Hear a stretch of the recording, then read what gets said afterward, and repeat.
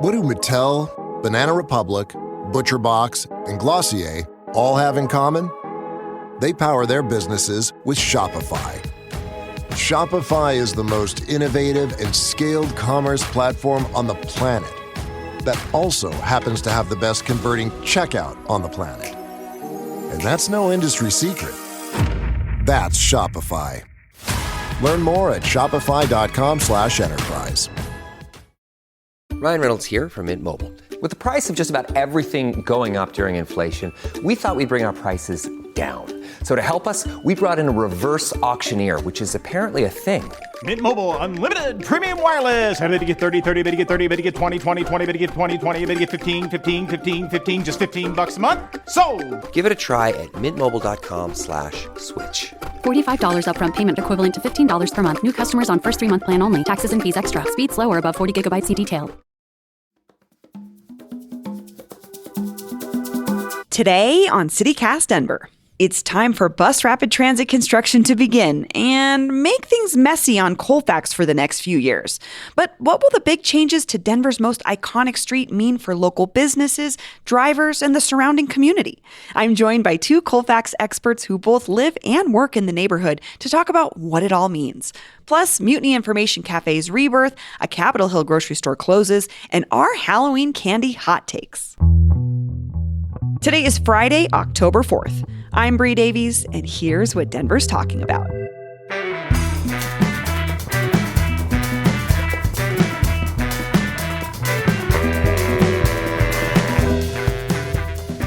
It's time for the Friday News Roundup. It's the time when we take a look at some of the biggest stories of the week with some of the most interesting people in town. I'm joined by two great guests today, two great returning guests. Our first guest is the artistic director at the C Film Center, our resident queer bar expert, and one of my besties, Keith Garcia, is back. Hi, Keith. Hello, hello, hello. And we have another returning fave you've heard on this show talking about everything from old cemeteries to hidden Denver bathrooms. He's the owner of the Oak Creek Tavern. Skylar McKinley, welcome back. Always a hoot. Thanks for having me. So our top story is bus rapid transit and the kickoff of this, I guess, transportation transformation of Colfax, which is on the horizon. It's supposed to start later this month. It starts at Colfax and Broadway. And I mean, this is really going to change one of maybe Denver's most iconic street that is known and has been known for decades is very car-centric. But it's the first major arterial here in the city to get BRT, bus rapid transit. And this means that one lane for cars will disappear and be replaced with a bus-only lane that runs from Denver to Aurora. Keith, you help run the C Film Center. How are you feeling about this massive project?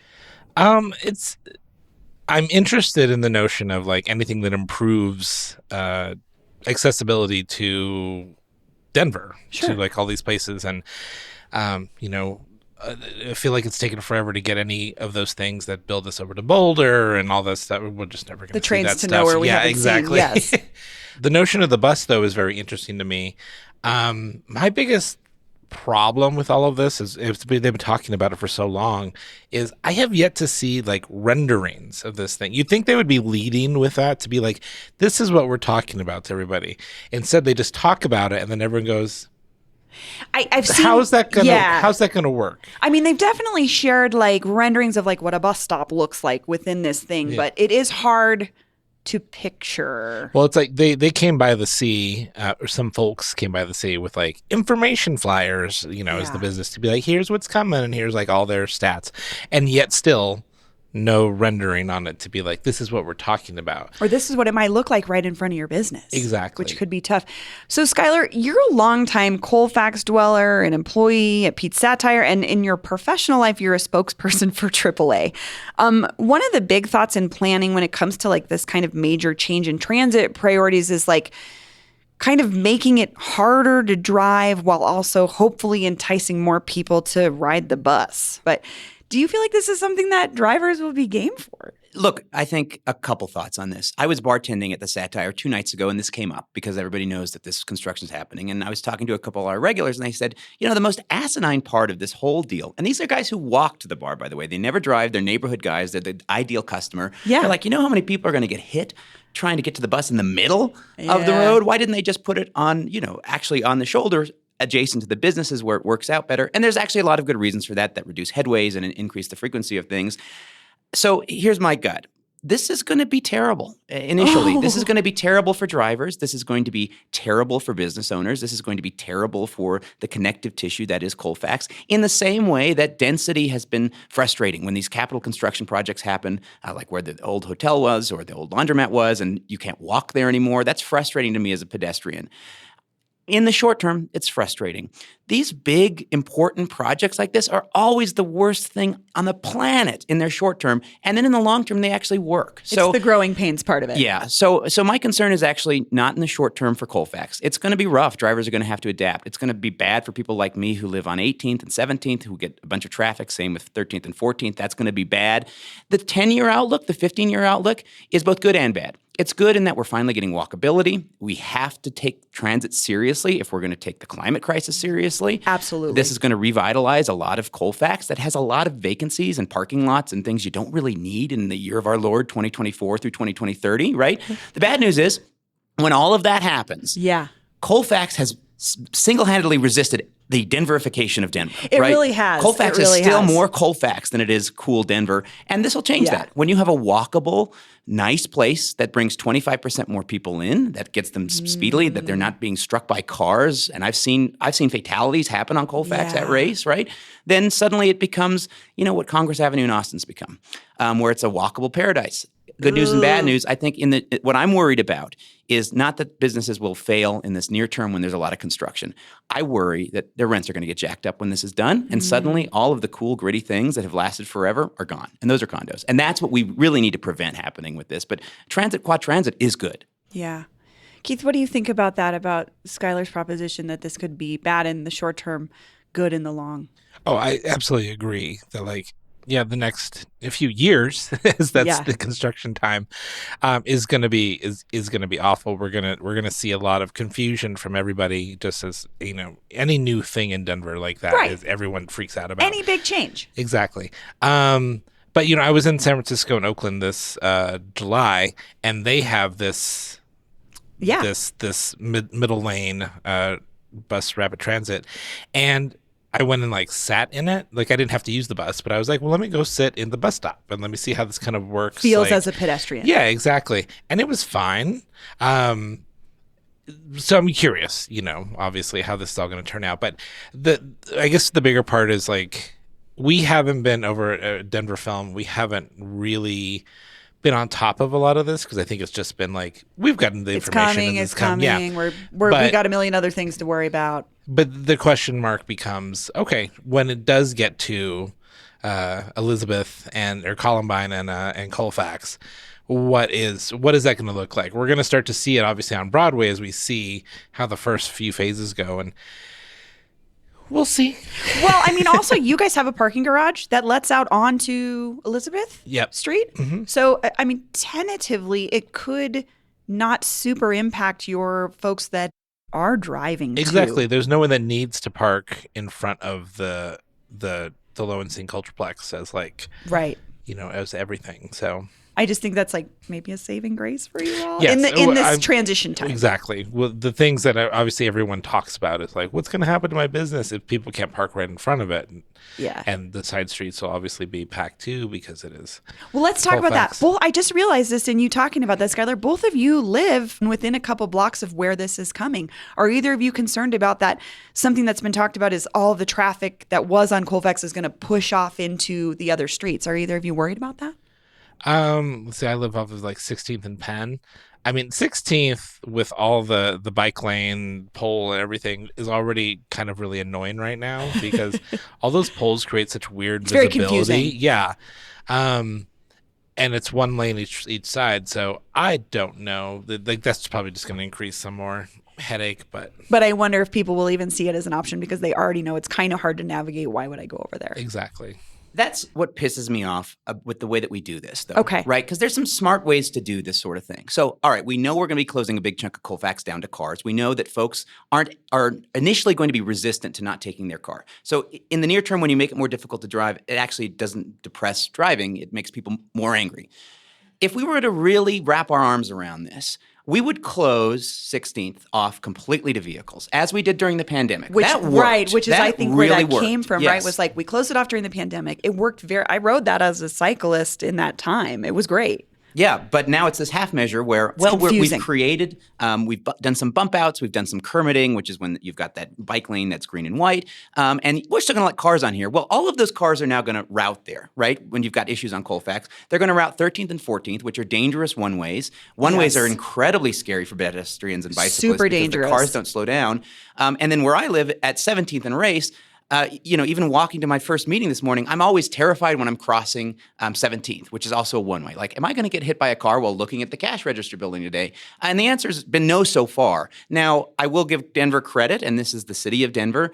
There's also huge bump out plans for pedestrian and bicycle infrastructure related to this. But yeah, I'm highly supportive of BRT. I think it's going to be an amenity that I use constantly for hopefully the next 30, 40 years of my life. But this next 5 years, and they say it's going to be 3 to 4, but it might be 5 to 10. It's going to be really scary out there unless we take very seriously the idea of preserving people whose lives have changed because the routes have changed. My concern is a little bit too, is like, it's not like the 16th Street Mall in the same sense, but there's a couple things that mirror the 16th Street Mall to me. One is that the 16th Street Mall's buses don't connect to anything else, really. They they do have an RTD stop that you can get on at one end and then, go to Union Station, but it's not like it's not super easy to take public transit from my neighborhood to get there.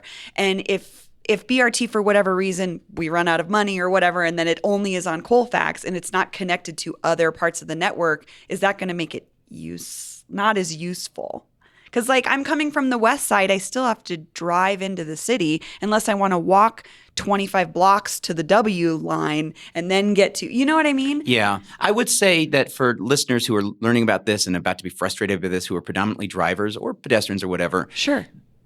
Denver and the Metro's vision for BRT is probably the most impressive in the country. They've taken lessons, and you spoke to the folks from Minnesota, St. Paul, the Twin Cities. They've taken lessons from San Francisco and the Bay Area and Oakland and other successful BRT examples. And the idea is that it won't just be Colfax. It'll be Colorado Boulevard. It'll be Federal. Alameda. It'll have all this connective tissue so that actually you can get around without a car very quickly.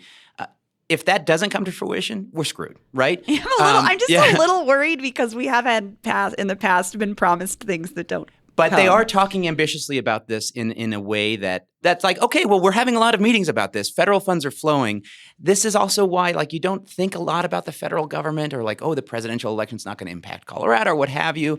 But, long-term? If this is the sort of thing that matters to you, probably evaluate the candidates on the basis of, who's going to keep driving federal funds for transit to Colorado? Because without that, it's not happening. Yeah. We don't have the money. Yeah, and I just think about our history with putting so much money into highway expansions and so much money into roadways and not enough into public transit infrastructure. And this is a big message I think we're sending to ourselves, which is we do want to prioritize this.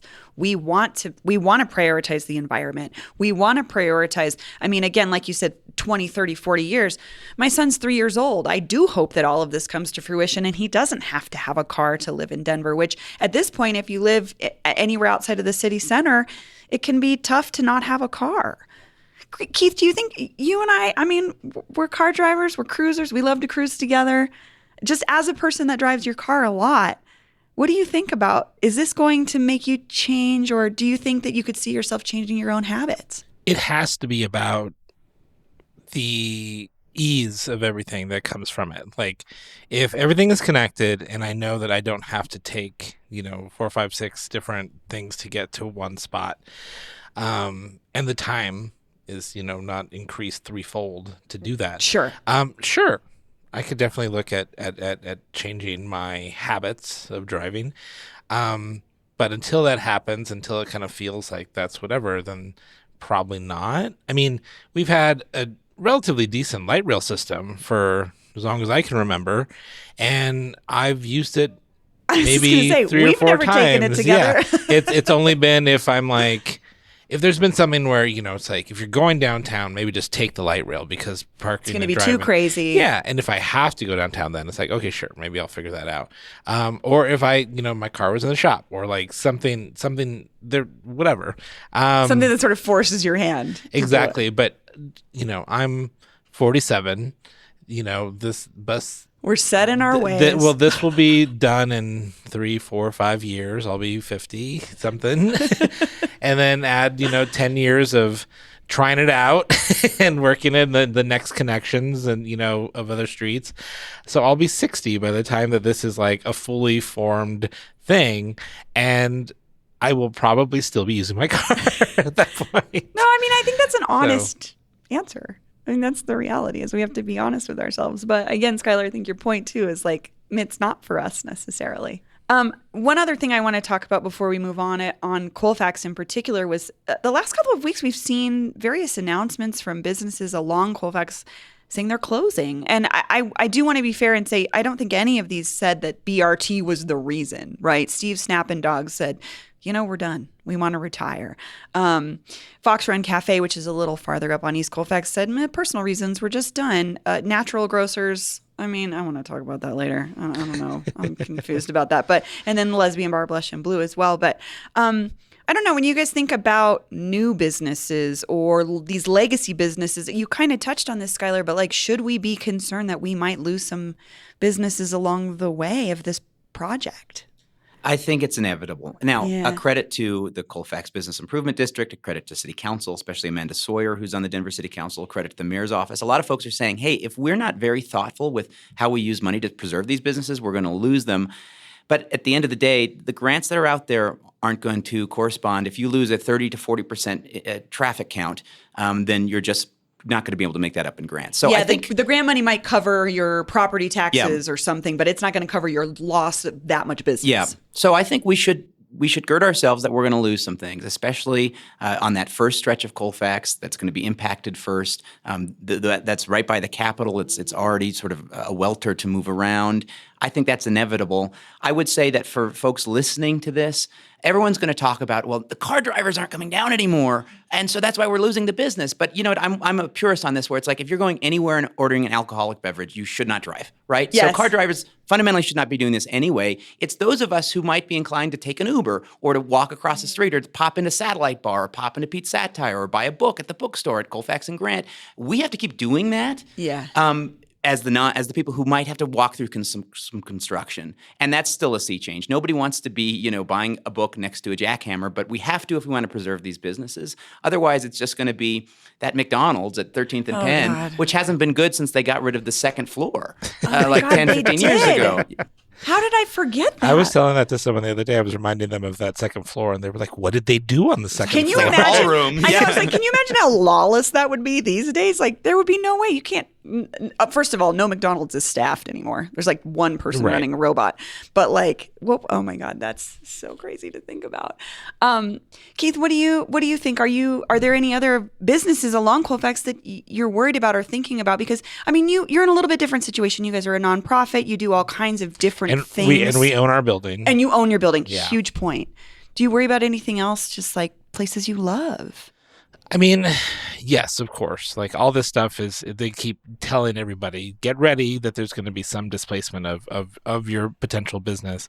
But I guess we're just going to have to wait and see. I want some new businesses that are starting to pop up to have a chance. And mind you, it's going to take a little while, so they'll get their business going, and then the scope of whenever the construction lands in front of their doorstep is the testing ground, I suppose, for how they build. But in the process of all this too, I'm ready for some change. There are that little stretch from Broadway to, I'll say, I guess Washington about. Mm-hmm. I feel like there's still a lot of empty businesses there, or boarded up businesses, where it's like the hope is that this builds. It's like a refreshing of that area.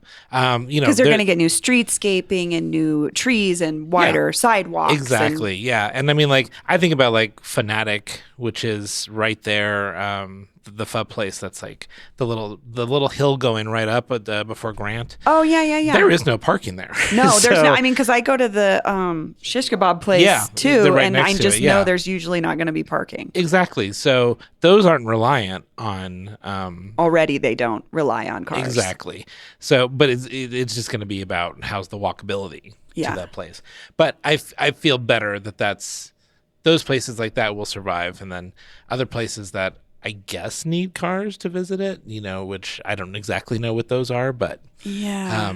I don't know. We'll see. We'll start to see how everything is. I mean, for what is closing now, and thank you for telling me about this because I've been in my own bubble with Denver Film Festival this last week. So, Steve Snappin' Dogs, incredibly sad to see that place go, but just because of the lore of Blinky and his kids and all that stuff. And also to hear that their closing stemmed from, one of them getting sick and just get it aging and just wanting to change. But with them closing comes a new place. Totally. There's already a food truck that's going to have its chance to get a brick and mortar. I forget the name of it, but it's like a barbecue food truck.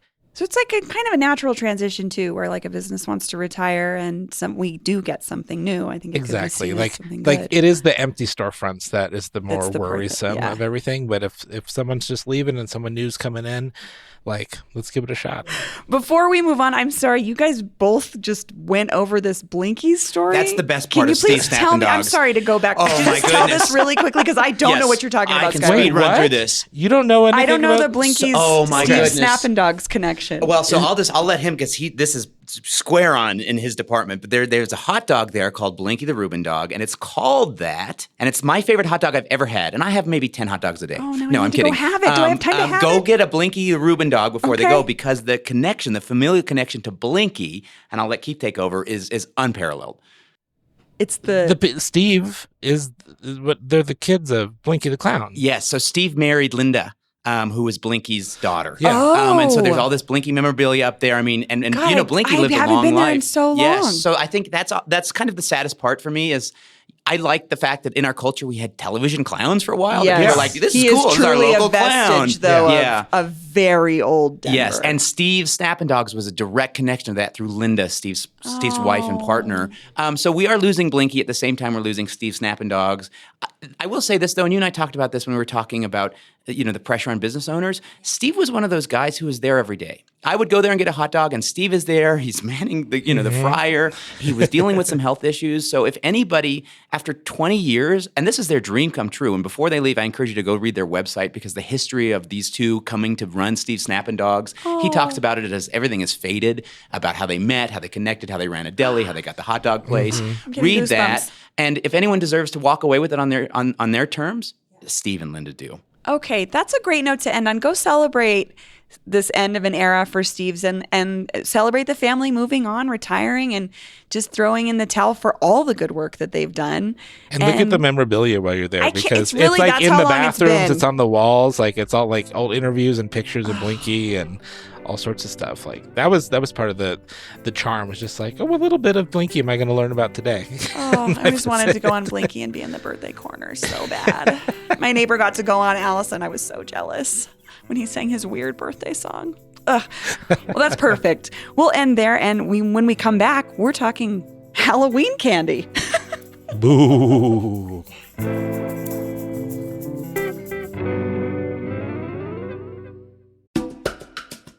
This episode is brought to you by Denver Health. Not sure if you need urgent care or the emergency room? Denver Health has you covered. For non-life-threatening issues like cold symptoms, minor injuries, abdominal pain, and even stitches and x-rays, Denver Health's urgent care is your go-to choice. Just walk right in. No appointment is needed.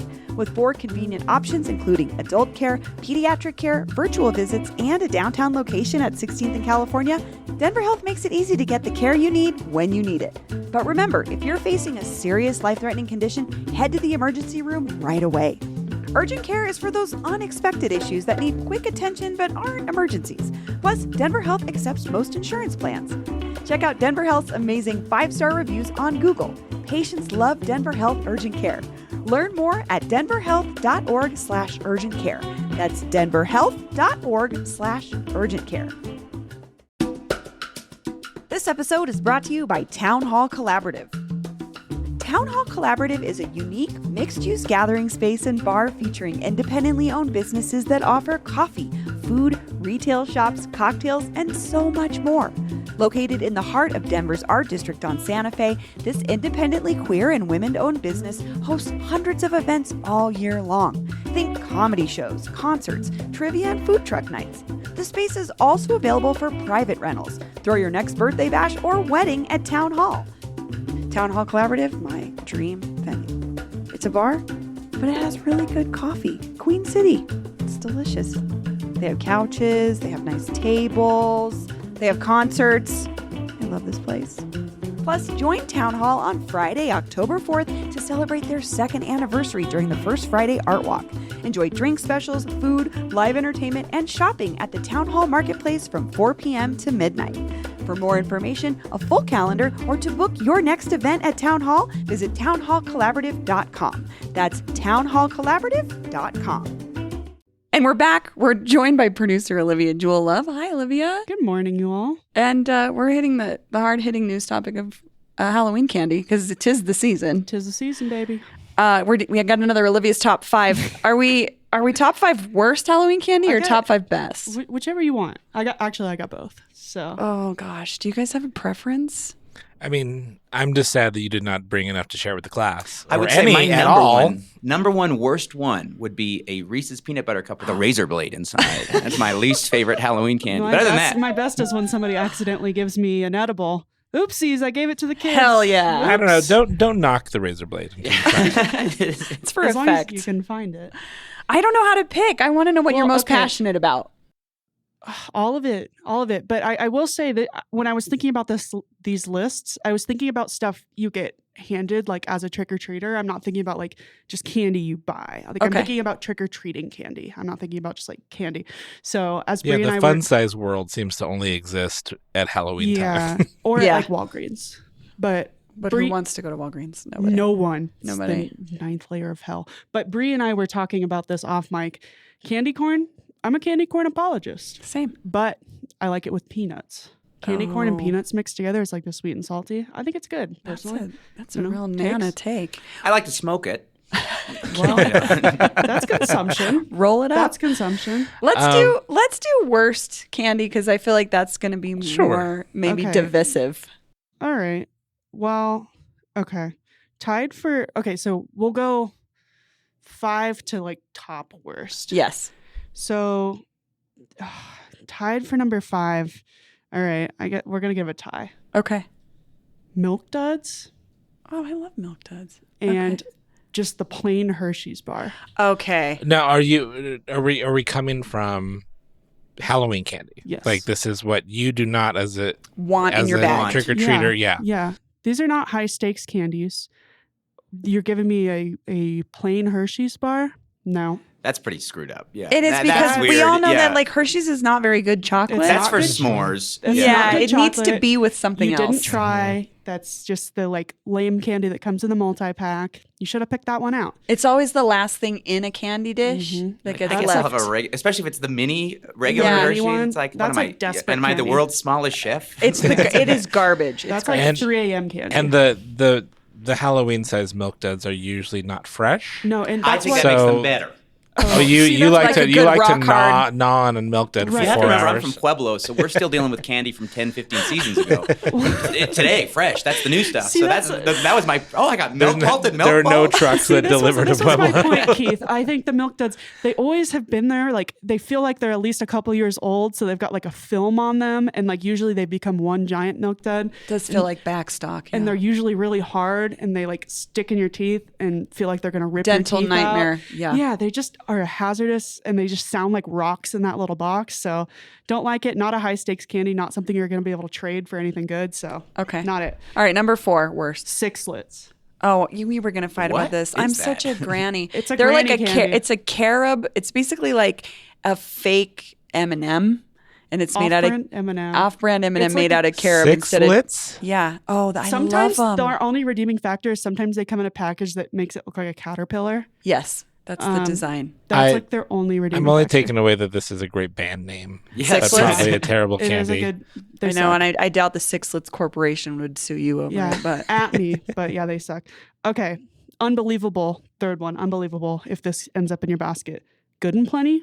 I hate Oh you. yeah, where do those come from? Unbelievable. Yeah. Unbelievable. I will eat all of yours. I love Unbelievable. black licorice. Who would do this? Who would put this in your I'm always like, basket? yes. Unbelievable. What are you going to trade this for? Nothing. Keith, where do you stand on black licorice? I don't recall. It's not like I don't crave it. Like I'm much more of a flavored liquor, strawberry Yeah. and all those things. Yes. But Would you eat? I have a like I don't know what it's a gene in my body or something that's like just have a little black licorice. Oh, I love Just a little black never in licorice my will- life. for the year. Love it with the candy Like for the coating year. on That's it. I love the weird colors, white and pink. Such could a give these to weird my growth. brother. They're like They look like Pepto-Bismol-y. pills. They Yeah, look they like do look pills. like pills. So if you Oh. want- Yeah, yeah. aesthetically, I'm all about Good it. and Plenty are great. If you want to But- pretend you're taking medication, Yeah. this is your candy. It's You're gonna overdose. Maybe on that's it. why I like it. I love gross flavors. Just end and it all with a handful of Good and Plenty pills. yeah. Send me all your good and plenties. I'll eat Actually 'em. diabolical though. All right, Number 2.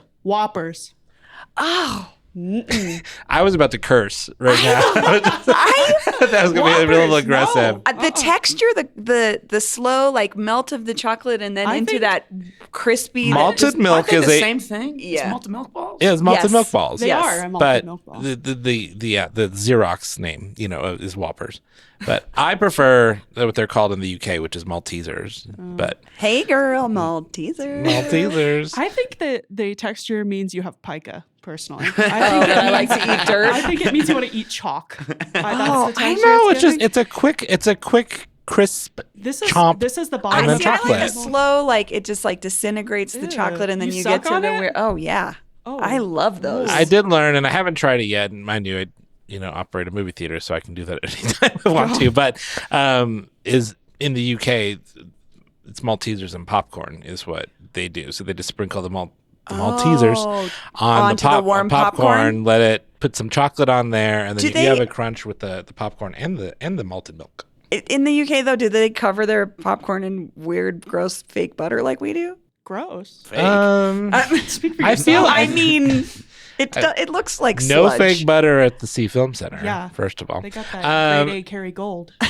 Ooh, Kerry Gold.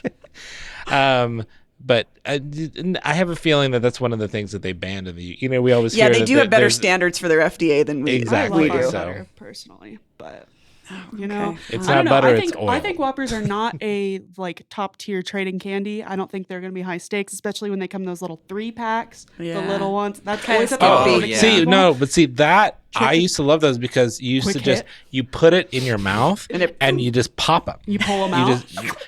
just you even put your teeth at the Yeah, last you one and go, then just pop them out. To me it's reading a dad candy. I've seen my dad get a handful of them. Do the dad shake. Mm-hmm. Scott Love loves those. Scott Love loves a shake.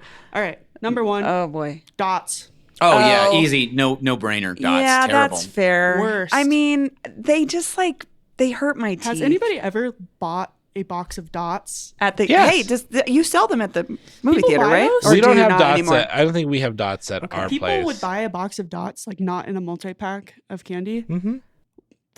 Okay. But I do. That's I will say. concerning. I will say that once they started adding these like you get like tropical flavors or stuff like that. Tropical wax for your teeth.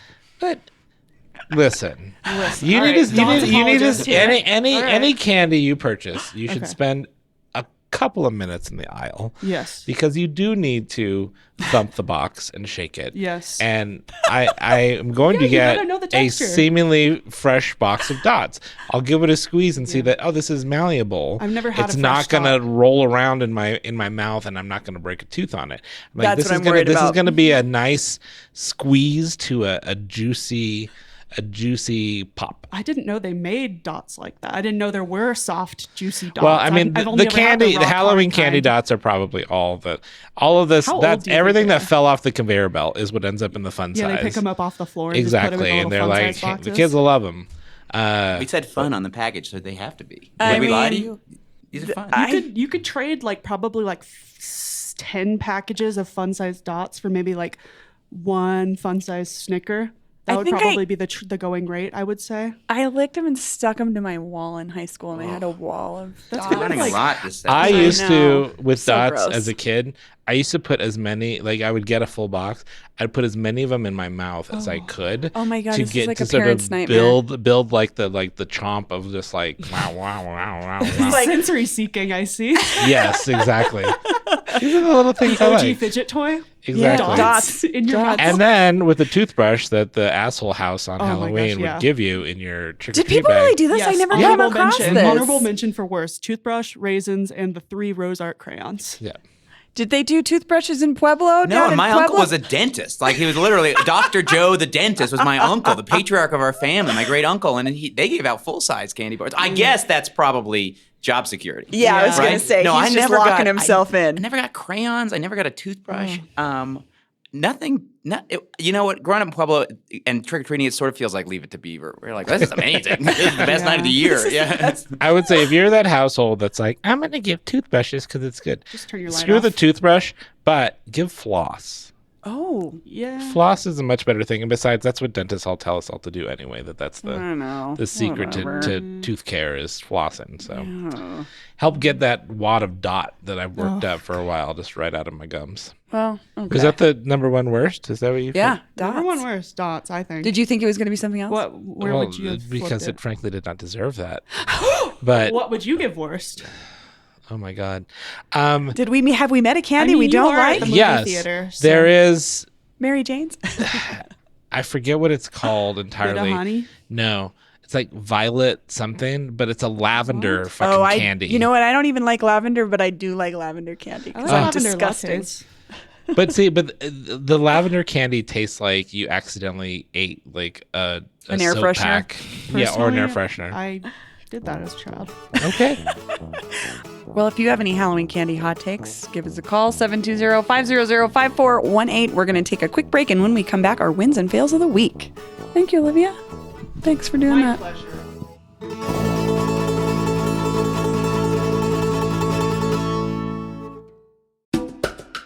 This episode is brought to you by Pine Melon, because I want you to have the peace of mind that comes with knowing where your food actually comes from and the sense of satisfaction you'll get from supporting the local Colorado community. It's a grocery delivery service that works with local farmers, ranchers, and artisans, and it's super easy to use and super fast, like same-day delivery fast. When our newsletter editor Peyton Garcia needed Bruna's Brazilian cheese bread in a pinch, she made an order with Pine Melon and it was delivered right to her door. Her neighborhood game night snack tray was complete. If you need a specialty food item on the fly or just want to make sure you're able to get Colorado's local produce delivered right to your door for dinner, Pine Melon has got you covered. Plus, if you go to pinemelon.com today and use promo code CityCastDenver, you get $75 off your first delivery. Again, go to pinemelon.com and use promo code CityCastDenver and get $75 off your first order today. What do Mattel, Banana Republic, ButcherBox, and Glossier all have in common? They power their businesses with Shopify. Shopify is the most innovative and scaled commerce platform on the planet that also happens to have the best converting checkout on the planet. And that's no industry secret. That's Shopify. Learn more at shopify.com/enterprise. And we're back. It's time for wins and fails of the week, things that sucked, things that ruled. Keith, do you want to start us off with your fail? My fail, and I was coming in relatively unprepared today, and then I was like, oh, it just happened to me while I was on the way over here. My fail is Denver drivers, and I don't mean to sound like an old man all of a sudden, but You do. I've had. I feel like in the last 3 months, at least, it's like it's reaching 30, 40. Just like my near misses of things going on, you know, I would qualify myself as a good driver. Yeah, you're a I pretty pay safe driver. attention. Yeah, you're not you don't speed. Exactly. You don't. But it's the smaller details of things where it's like, first of all, the amount of cars I've seen going the wrong way on one ways in the last year has been terrifying. Every day. Really? Oh my God. I mean, I'm you just guys like- both live near one ways, so I'm just like, I don't understand what a one-way sign does not mean to people. I feel like it's kind of one of those things, like, you know how they talk about that the younger generation can't read a clock because they don't teach those clocks to people anymore, that it's all just the phone, whatever.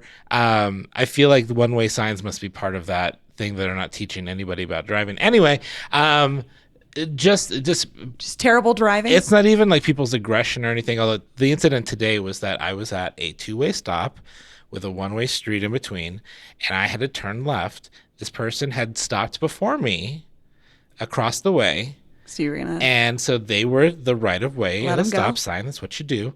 And I had my blinker on, and I'm just waiting for them to go, and they do not. And so I kind of like blink my lights to be like, your turn. And then cars start coming, so they miss their opportunity to go. And then they spend the whole duration of the cars going past us to look me in the eye across the street and yell at me from their car about how obviously stupid I am, not taking the opportunity to turn left. And then when the opportunity rises again, I, with my hand, wave them forward, and they just start yelling in their car at me instead of moving forward. And let's find this person and ask them what they're doing. Exactly. But regardless, that's just the small little bit of just like, I don't know. I find myself doing that. Like, I talk to people in my car. I don't yell at them necessarily when they're not there, but doing the like, hey, what are we doing today? Like, I see the car that's not moving. I'm like, hey, what's up? Or like the car that's about to shift into my lane, like into me, and just be like, hey, Hi. Is that a good idea?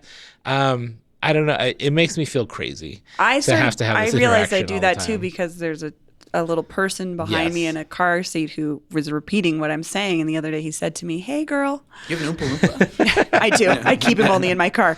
Yes. I mean, Denver drivers have probably always been terrible. Yes, we have. My whole life. But it just feels like particularly we're at a nice, pretty bad. A nice peak of terrible frustration. driving. So, Okay. learn to drive if you don't know how. Skylar, what's your fail? This relates, I think, and it sort of speaks about the health of our transit system generally. And Sure. if transit works, people ride transit and they don't ride the bus. It came out this week that Joel Fitzgerald, the RTD police chief, who was on leave since July and terminated a couple weeks ago, was in fact terminated for cause. Now, just for the high points for the listeners, this was the highest paid police chief in the state, made more money than the police chiefs in Denver and Aurora. And did not oversee nearly as many. A handful of officers, although to his credit, he did grow the force. And this is why you hire an RTD police chief at $250,000 a year, because you realize, hey, there's some safety concerns with our transit system. We need to get this under control. I will say my issue is not with Fitzgerald, who was dealing with a personal tragedy because his son died in the line of duty in Philadelphia. He was also a police officer. We don't know the reason why he was dismissed. We do know that he repeatedly drove his service vehicle 100 miles per hour. We don't know if those were on emergency calls. We do know he lived in Colorado Springs. But again, tough job, tough circumstances. What I'm angry about here, what frustrates me and why this is a fail, is the unforced error of how you message this as RTD, right? They really fumbled this one. They fumbled this. He's been on leave. They tried to keep it quiet. They terminated him quietly. Reporters were just trying to figure out, did he What's get going on fired here? or did he resign? Yes. And so right now we have a crisis of faith in our transit system. Ridership is way down.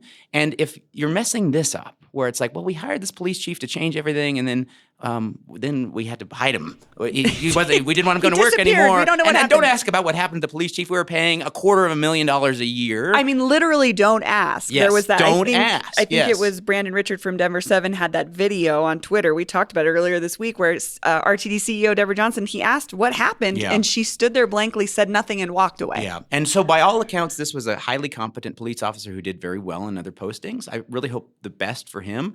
For RTD senior leadership, for folks who are running for the RTD board, for folks who are on that board now, this is not how you build faith in a system that people perceive as unsafe and failing. So more transparency is always better, especially when it comes to something like this at, $250,000 a year. That's crazy. I didn't realize he was making that much money. Well, my fail is Natural Grocers is closing on Colfax, and they are blaming it on theft. And just show me the data. I'm sorry.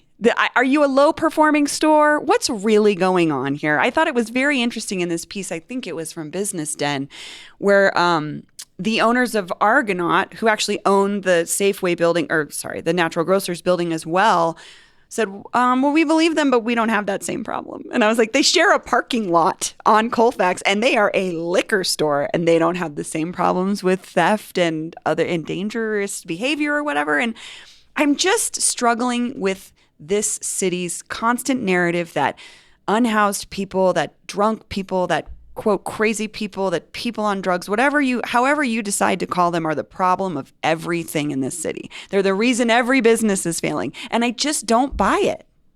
I'm just perplexed. I'm not saying they didn't have problems with theft. I just am concerned that there's other things going on, and it's easier to blame things on something that's visible and that everybody can decide is, yes, this is the problem. I mean, I would say, first of all, Natural Grocers prices are always much higher than everything. $15 sandwich, and you're like, what's on the sandwich? It's like grape. I'm like, Yeah. what? Yeah. A grape sandwich? I don't want this. Like, I don't want $25 Marcona almonds for lunch because that's all you guys have here. But so I don't know. I'm skeptical. Yeah, We'll see. Well, let's go on to wins, things that we think were great that happened this week. Skylar, what do you got? This is a big one. This is a huge one. And, Keith and you and Bree and I, we're all from Denver. And, we've seen a lot of growth over the years. And growth is sometimes hard to stomach because it changes what we love about a city. But the history of the American West is growth. Growth is inevitable. And the Denver City Council took a huge step in approving Cherry Creek West at the site of that old Bed Bath & Beyond at Josephine and First. This is going to be a massive mixed-use development with affordable housing that's on the transit line. This is the kind of density we want to encourage, where here's a big box store that is probably a Spirit Halloween now, right? Or occasionally a Spirit Halloween. Let's be honest, most of that is probably parking lot. Yes. Right? Most of that is Empty parking lot. lot. So City Council moved forward. They said, all right, you can go forward with this. I think what people should know about this development, a couple things. The developers, which is sort of a dirty word, and I see that side of it too, negotiated the hell out of this. The city kept saying, if you're going to do this, this is what we expect. We expect this to be mixed use with affordable that connects Cherry Creek to the rest of the community. The developers, East West Partners, said, okay, we'll do it. It is the first development of this size that has a dedicated per square foot fee for transportation demand management, right? And this is assessed annually. So this creates money so that you can improve transit, you can improve walkability, you can reduce car dependence.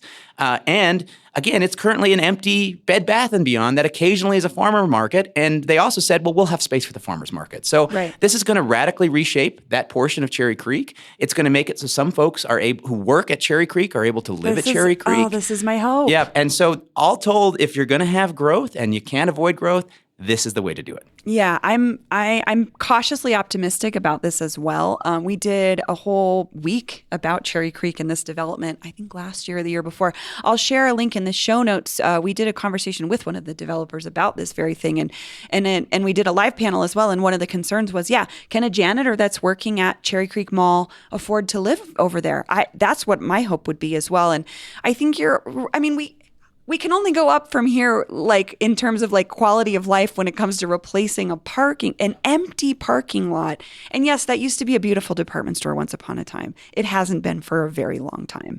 And I do have a lot of hope and faith for this project to be something that improves the area in a way that makes it more accessible to more people. So I love that.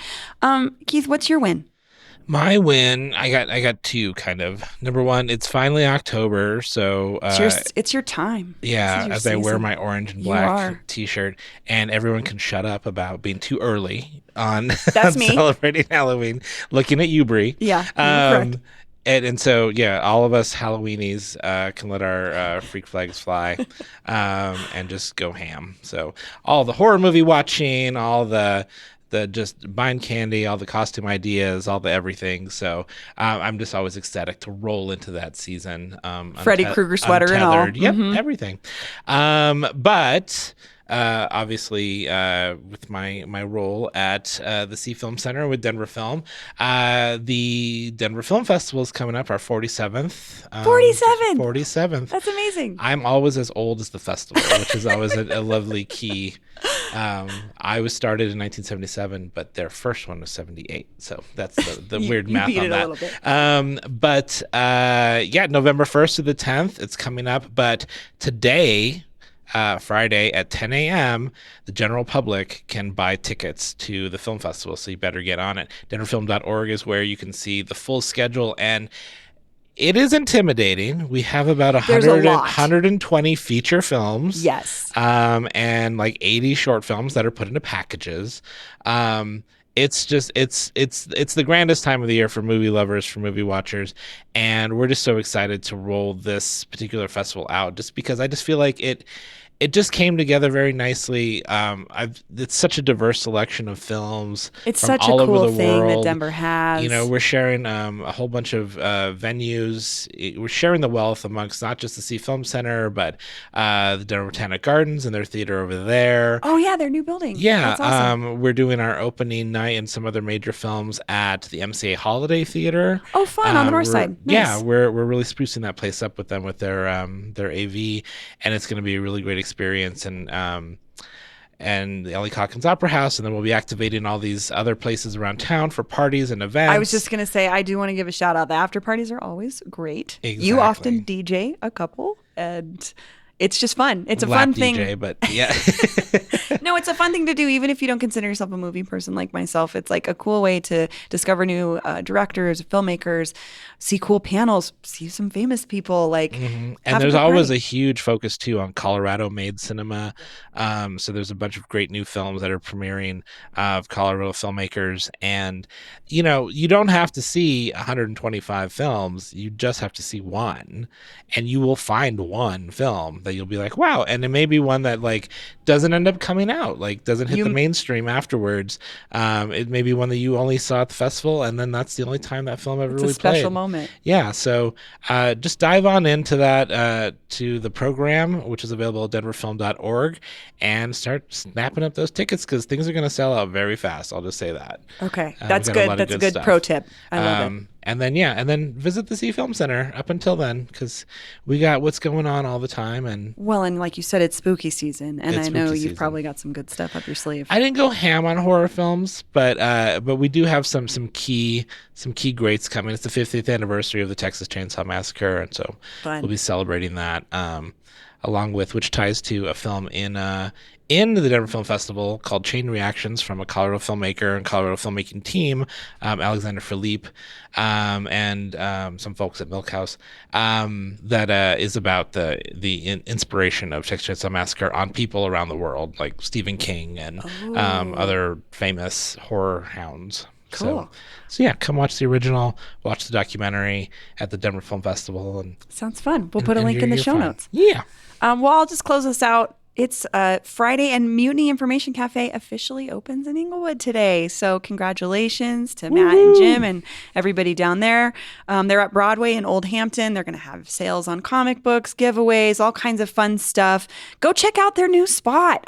They were, as big of a bummer as it was for them to leave South Broadway and that neighborhood, they got an opportunity to like upgrade their space. They have air conditioning, they have accessible restrooms, it's just a more welcoming space, I think. And I think celebrating that change for them will really help them, let's give them a good push into this new era of Mutiny Information Cafe. They really care about community. They Yeah. truly do. Every time I read an interview with Jim or Matt, like, they're always optimistic and they're honest about the experiences they have as business owners, but they're still so Denver and they care so much and they love the creative community and they love the weirdos. And I love anybody that creates a space for weirdo art people out there. And they're just such an incredible place. So go help them kick this off, this new space. They open 10 a.m. You can go see what their new space is about. Go buy some comics, go get a drink and hang out. Yeah.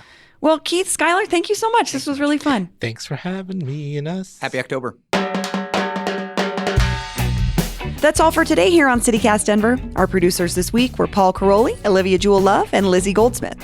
Peyton Garcia and Natalia Aldana write our morning newsletter, Hey Denver. I'm Bree Davies, your host. Our music is by Los Mocachetes, with additional mixing by Tyler Lindgren. If you haven't already, subscribe wherever you get your podcasts, follow us on Instagram at CityCast Denver, and tell Blinky the Clown's family about us next time you see them. You can sign up for our daily newsletter and learn more about us at denver.citycast.fm. See you next week. Happy birthday to you. Better smile. Happy birthday to you. Happy birthday, dear children. Happy birthday birthday to you. And I certainly hope you have a nice birthday all day long.